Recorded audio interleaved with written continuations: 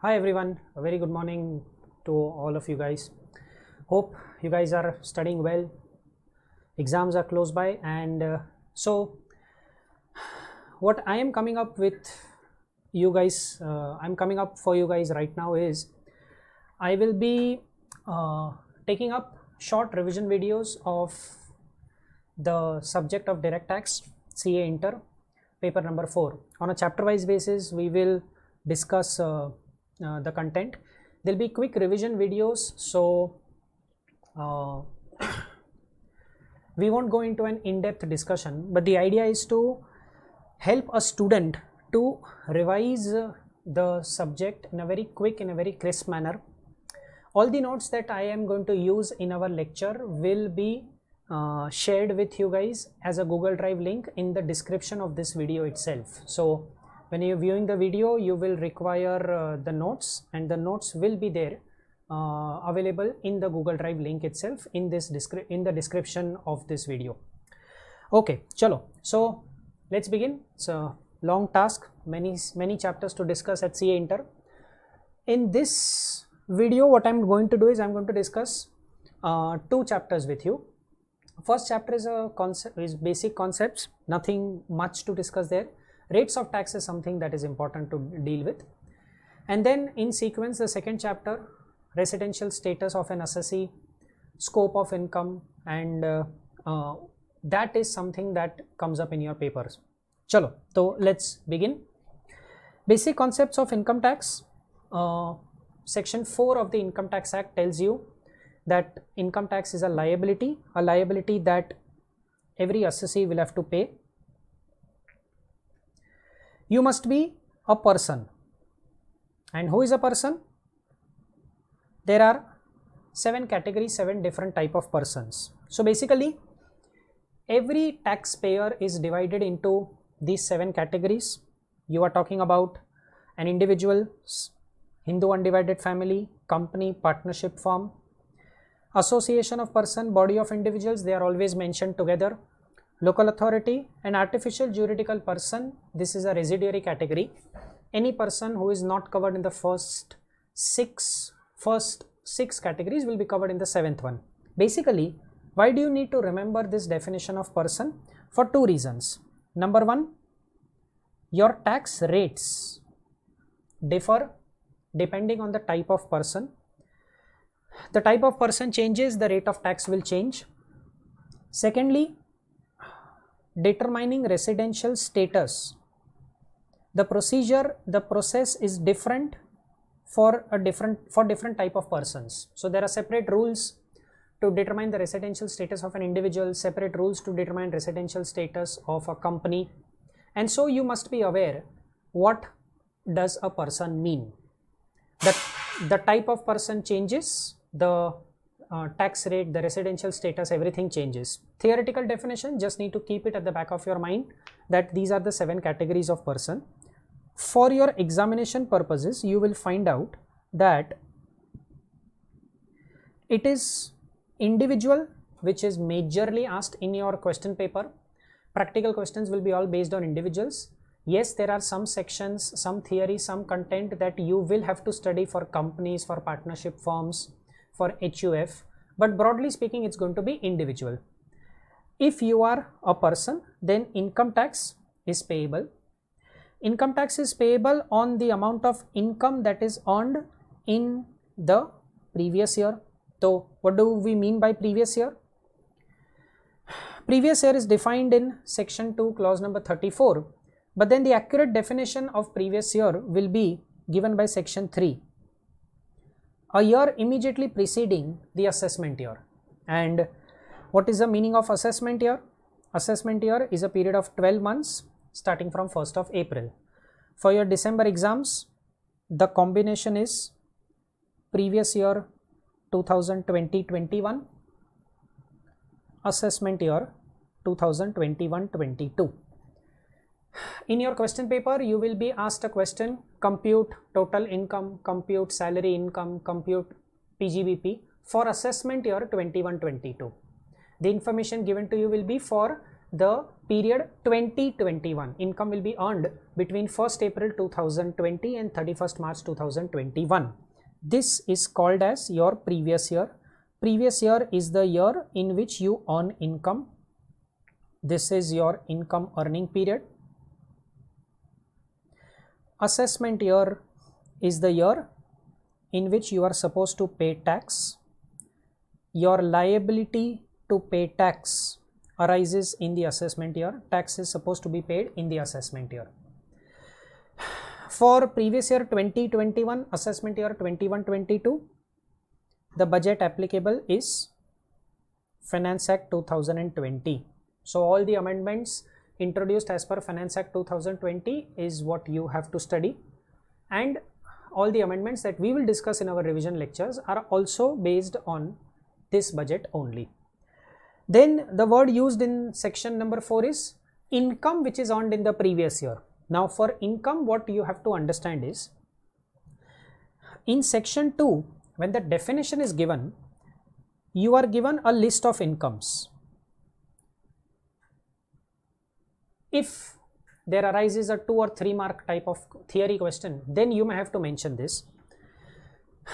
Section 2 clause 24, the definition of the word income is a inclusive definition, meaning it's a list given. It's not the full and final list. It's not that only these incomes will be subject to tax. Anything which as per common sense understanding is an income, then you will have to pay tax on it, whether it is included in the section or not. So just for the sake of clarification, a list is given to you. Any income which commonly speaking is income, then even if it is not written in the list, you will still have to pay tax. More important, what you have to understand is these terms. Gross total income. What do I mean by gross total income? All the incomes that we are discussing, the incomes which are taxable, they are divided into 5 heads of income, 5 categories, and gross total income is the summation, is the total of all the 5 heads. In the process, when you do the totaling, you will have to give effect to the concept of clubbing of income, section number 60 to section number 64. You will have to give effect to the chapter of set off and carry forward of losses. And after doing the 5 heads, after doing the concept of clubbing, set off, carry forward, the total that you will be getting, that total is your gross total income. So when these 5 heads are put together, it implies that they are put together after giving effect to clubbing and after giving effect to set off and carry forward of losses. Then what you get is called as gross total income. It is not the final income.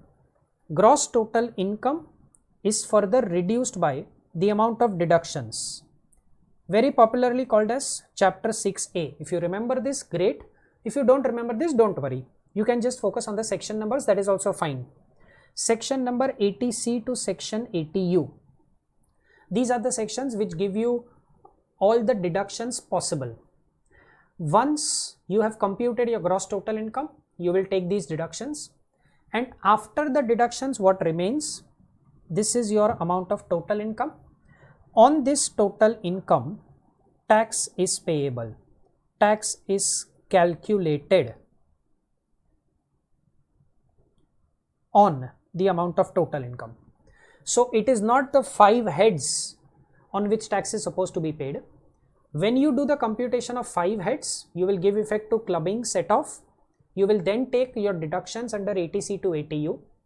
After that, whatever remains is your total income, and that is what you have to pay. That is the amount on which you have to pay tax. Chalo. Now the important discussion, calculation of tax. This is something that a student should remember.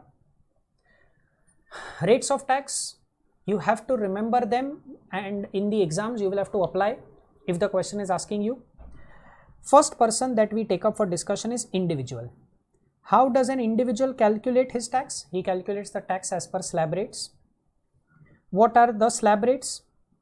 Three type of slab rates. Number one, if you are a resident senior citizen, you will not pay any tax up to 3 lakh rupees. This 3 lakh rupees is called as basic exemption limit. You will pay tax only on your income above 3 lakhs, and that too you will pay tax on slab wise, on the basis of slabs. So the first 3 lakh rupees of your income is not subject to tax. Which income am I talking about? These amounts that I am talking about, they are my amounts of total income that we just calculated above. Gross total income minus chapter 6A deduction. This is my total income. Now this total income is going to be divided into slabs. For a resident senior citizen, no tax up to the first 3 lakhs. Then from 3 lakh rupees to 5 lakh rupees, on the difference you will pay tax at the rate of 5%. If your income is above 5 lakhs, then the income from 5 lakhs to 10 lakhs will be taxed at 20%. And if you are earning income above 10 lakhs, it will be taxed at 30%. If you are a resident super senior citizen, then first 5 lakhs you will not pay any tax. From 5 lakhs to 10 lakhs, you have a tax of 20%. This is the same slab applicable for senior citizens also. And about 10 lakhs, you're going to pay tax at the rate of 30%. So in this case, I can say that for a resident super senior citizen, this 5 lakh rupees is the basic exemption limit. And third category, if you do not fall in the first two categories, then first 2,50,000, no need to pay any tax, that is your basic exemption limit. Then 5%, 20%, 30% slabs from 2.5 to 5 lakhs, 5 to 10 and about 10, that is constant. These are your slab rates. What do I mean by a resident senior citizen?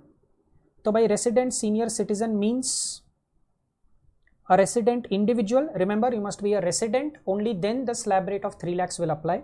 You must be a resident who is 60 years or more but less than 80 years, and you have to check this age during the previous year. For our examination, it is previous year 2021. So any time in previous year 2021, if you are 60 years or above but up to 79 years, less than 80 years of age, then you are a resident senior citizen. This is the definition of resident senior citizen. Resident super senior citizen, you are somebody who is 80 years or more at any time during the previous year. And but of course, when we say others, it means we are talking about individuals like us who are below 60 years of age. All type of non-residents, when we say all type of non-residents, we mean any age. Whether you are senior, whether you are super senior, but if you are a non-resident, you will fall in the third category of others. Only if you are a resident and 60 or above, you will fall in that first category, the very first category. If you are 80 or above and a resident, you will fall in this second category. But if you are below 60 years, then whether you are a resident, non-resident, you will fall in the others category. If you are 60 or above, 80 or above, but a non-resident, others category will apply. These are your slab rates. You will have to remember the slab rates properly. Slab rates will give you something called as basic tax. Basic tax is your preliminary amount of tax. Just give me a minute. Basic tax is your preliminary amount of tax that is calculated.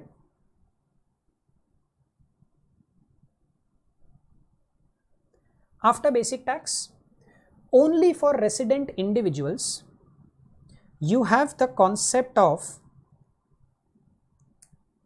just a second.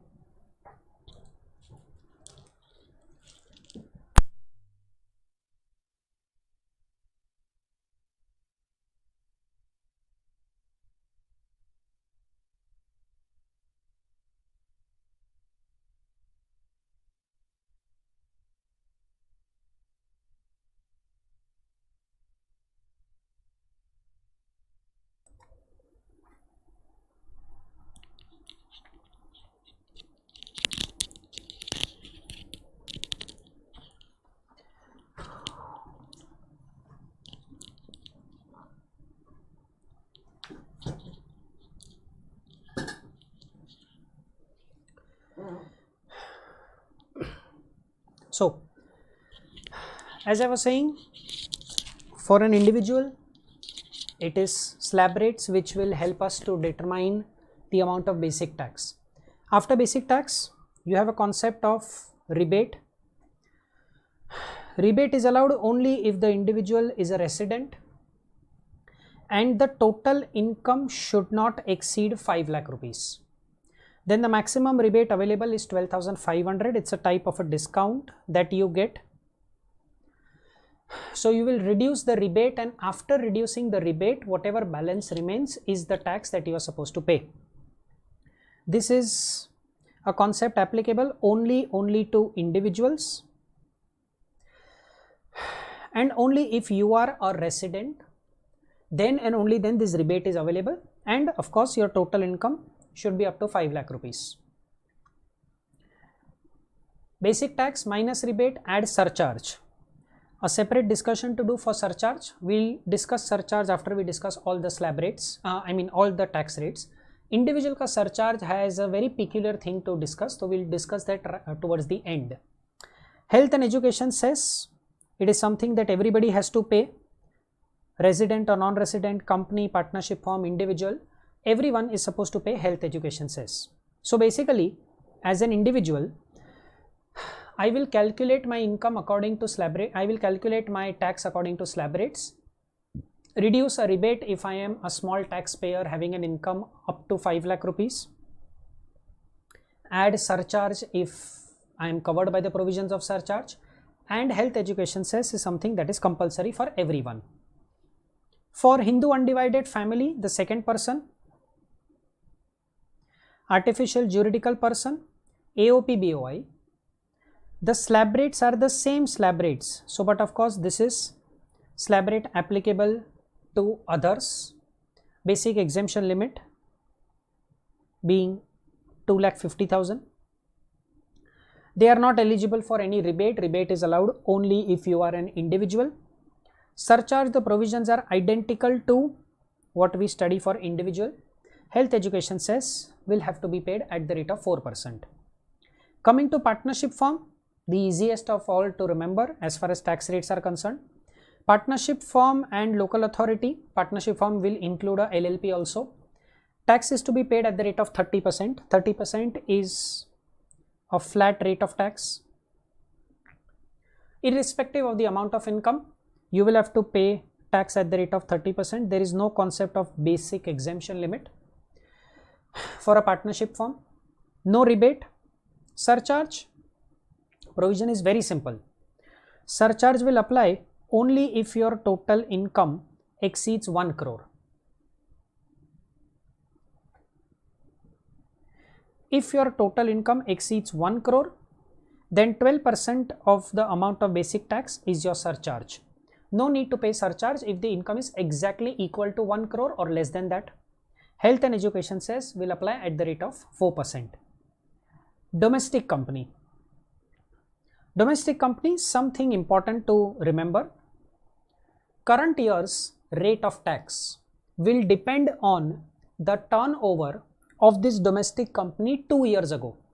So when you are talking about previous year 2021, you subtract 2 years, you look back 2 years, and then you figure out, okay, 2 years ago what was the amount of turnover. If the turnover was up to 400 crores, then for the current year, that is total income after all the heads taken together, the total income will be subject to a 25% tax. If your turnover or gross receipts 2 years ago was 400 crores or less than that, then in the current year 25% will be the amount of basic tax that you pay. In all the other cases, you will have to pay tax at the rate of 30%. No rebate. Surcharge. If the income exceeds 1 crore but does not exceed 10 crores, then you will pay surcharge at the rate of 7%. If the income exceeds 10 crores, then you will pay surcharge at the rate of 12%. No surcharge if your income is up to 1 crore rupees. Then there is no requirement of paying any surcharge. Health education cess will be at the rate of 4%. That's applicable for everyone. These are the tax rates for domestic company. 25% if the turnover is up to 400 crores. In all other cases, it's going to be 30%.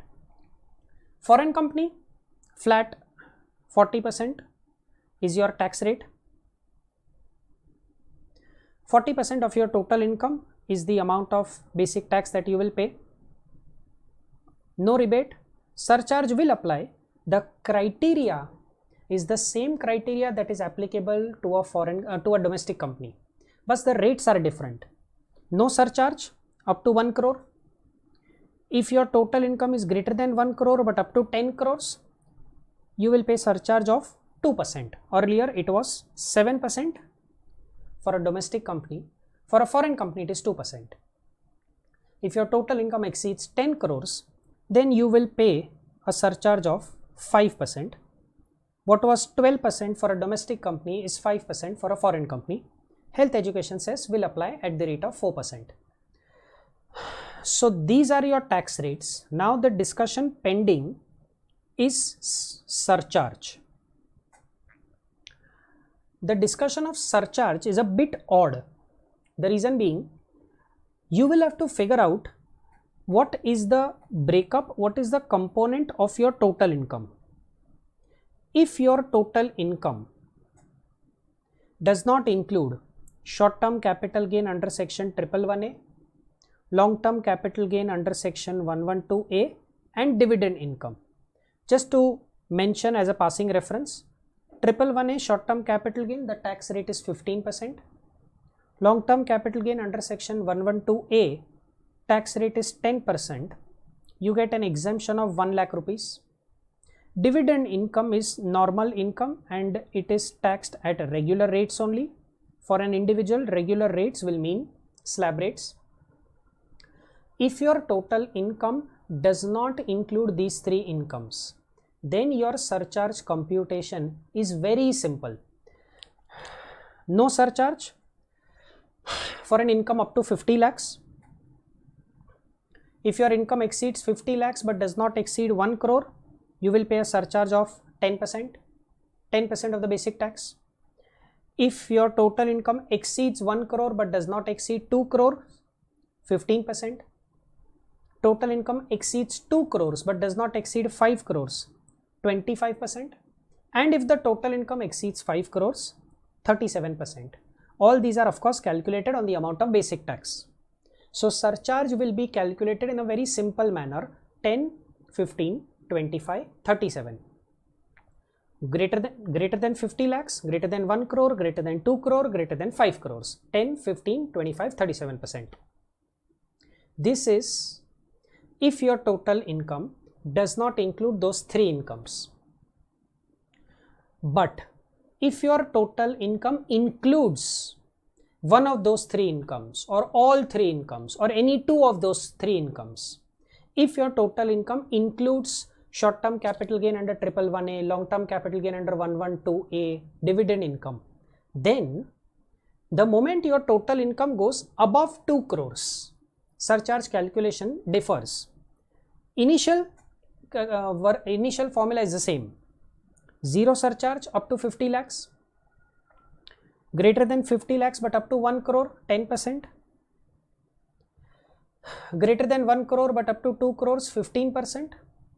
But if your total income exceeds 2 crores, now what do you do?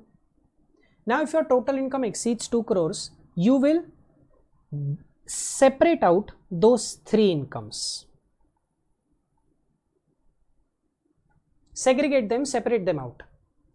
After removing those three incomes from your total income, if the balance income is still about 2 crores but up to 5 crores, then you will pay an enhanced rate of 25% surcharge on the income tax that is calculated on the balance income. So remove out those three incomes, and even after removing those three incomes, the balance income that you have is going about 2 crores. Then on that balance income, compute your tax and on that tax you will pay 25% surcharge.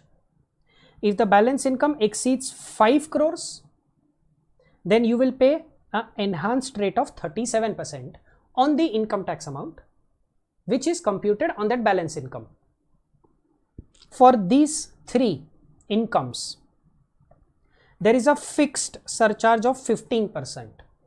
The moment your total income goes about 2 crores, this concept will apply. If your total income is up to 2 crore rupees, you don't need to do this breakup, you don't need to do this segregation. If your total income is up to 2 crore rupees, you will calculate surcharge normally 10%, 15%. The moment it goes about 2 crores, we will divide the income into two parts, separate out those three incomes, and on those three incomes, whatever amount of tax you are going to calculate, on that tax, there will be a standard fixed mandatory 15% surcharge. And then on the balance income, we will try to figure out what is the amount of balance income. If it is about 2 crores but up to 5 crores, surcharge at 25%. If it is above 5 crores, surcharge at 37%. But if after removing those three incomes, my balance income is up to 2 crores, that means my total income, please look at the screen, my total income exceeded 2 crore rupees only because of these three incomes. The moment I eliminated those three incomes, it fell below 2 crores. Then the surcharge will be at the rate of 15%, and you are already aware that there is a mandatory surcharge of 15%, which means in the last situation I can straight away say that calculate the amount of basic tax, add surcharge at the rate of 15% on this basic tax, because on the balance income also surcharge is 15%. On these three incomes also surcharge is 15%. So there is no need to do this division, there is no need to do this separation. You can straight away compute a 15% tax on these three incomes. So 15% surcharge, I'm sorry, not tax, surcharge. So if the total income goes about 2 crores, only then this is what you have to do. One complication that can arise is, which is very logical to understand, short-term capital gain under section 111A and long-term capital gain under section 112A, they have their own tax rates, but dividend income is taxed as per slab rates. So how do I figure out that my dividend income falls in which slab? Is it in 5%? Is it in 20%? Is it in 30%? How much tax am I paying on dividend income? So then this tax that I am paying on dividend income, this is calculated on average basis. Sir, what do you mean by average basis? Calculate your tax as per slab rates. Divide it by, calculate your tax as per slab rates, divide it by the total income. But which total income?